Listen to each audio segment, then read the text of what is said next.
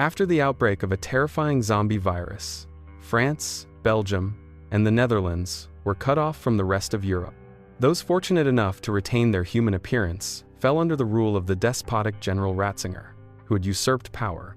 Over the next 7 years, he kept all healthy humans in fear and submission, which led to the emergence of a strong and well-organized resistance. Its fighters devoted all their efforts to finding a vaccine for the deadly virus. Finally, after long searches, a 5-year-old girl was discovered in one of the sectors, whose immunity had completely overcome the virus.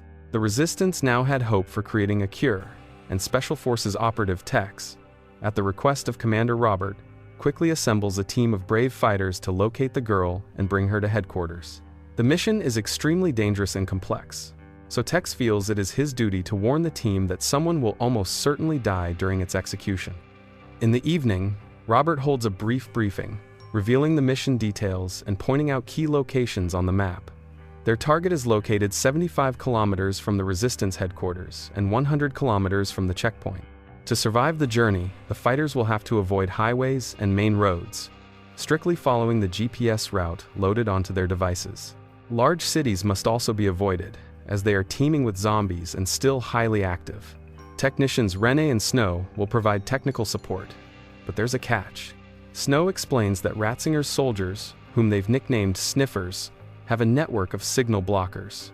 Although the route is designed to bypass them, there are no guarantees. Once the team retrieves the girl, she must be delivered to the coastal checkpoint to be discreetly transported to headquarters by submarine. Corporal Eva joins the conversation, surprised at how they managed to fund a submarine.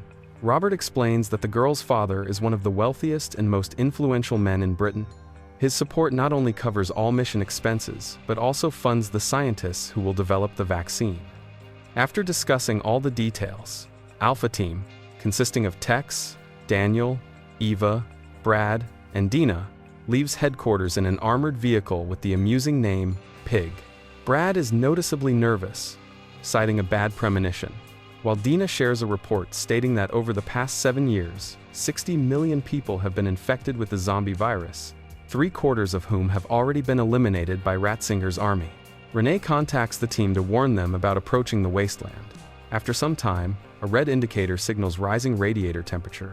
They urgently need to find a place to repair the pig, and Daniel sends a request to Rene to locate a nearby barn or house with a garage. A few kilometers away, the team found an abandoned equipment repair workshop, the perfect spot for them. However, Rene spotted some movement on the radar and warned the fighters to be cautious. As the squad approached the location, they suddenly lost contact with headquarters. Rene frantically tried to restore the signal, but the Sniffer's jammer prevented him from doing so.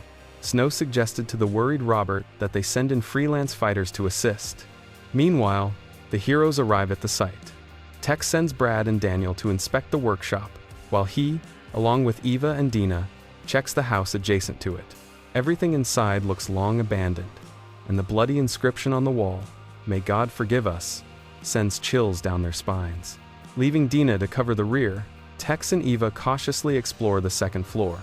Meanwhile, the first infected attacks the team in the workshop, but Brad quickly kills it with a smile on his face. Soon, Tex's team is confronted by a wave of the undead. After dealing with them all, Tex returns to Dina and notices that she is acting suspiciously. He asks if she has been bitten by a zombie, to which she nervously replies that she's fine. Brad immediately begins repairs, but since it will take several hours, the team decides to set up camp in the house. That same night, the resistance leader Vanguard responds to the call for help. Some of his fighters initially refuse the dangerous mission, but upon learning that in 2 weeks they will run out of food, beer, and cigarettes, they change their minds, realizing they too will soon need assistance. Shortly afterward, the rebels storm the Sniffer's positions and successfully destroy the signal-blocking antenna. The next morning, Eva tries to wake the deeply sleeping Dina, when suddenly the woman lashes out at her, attempting to bite. Tex is forced to shoot her. Apparently, the zombie had bitten Dina, and she had turned while asleep. By this time, the pig was back in working order, so there was no need to linger in the house. Seeing how upset Eva was, Brad tried to comfort her, saying that something like this could have happened to any of them, so there was no reason to blame herself. The team continues on their journey, Tex calls headquarters and informs Renee of Dina's death, asking the distraught young man to stay on the line, as his assistance would soon be needed. After some time, the heroes reach the border checkpoint.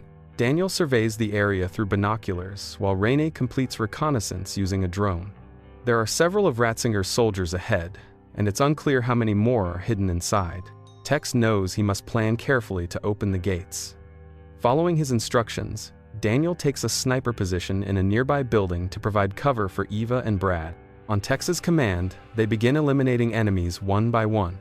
However, they are unable to do it silently, and soon a piercing alarm sounds over the checkpoint. More sniffers arrive due to the noise, and the situation starts spiraling out of control. Tex orders his team to immediately retreat to the vehicle. The gates are already open, and they can drive through. But unfortunately, Brad is caught and doesn't make it.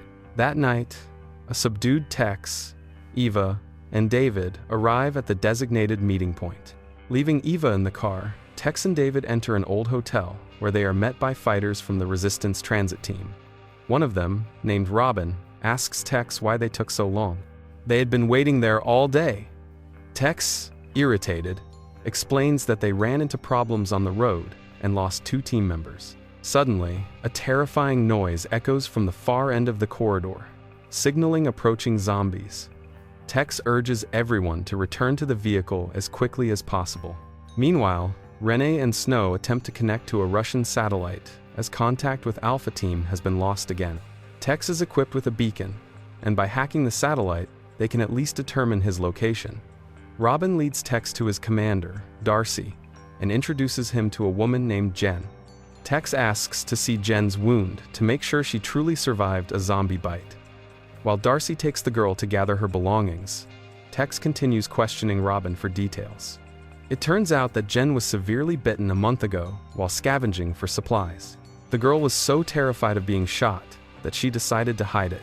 A week later, Darcy noticed the wound and could hardly believe her eyes. Not only had Jen not turned into a zombie, but she also hadn't infected anyone else in the camp. They then accessed the database to learn more about her. That's when her father's name came up, a wealthy businessman with whom Darcy immediately made contact.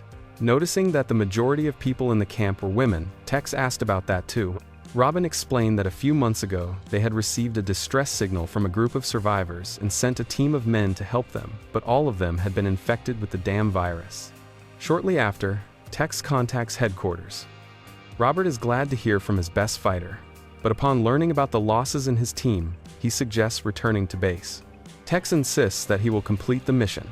By this time, Jen is ready to set out.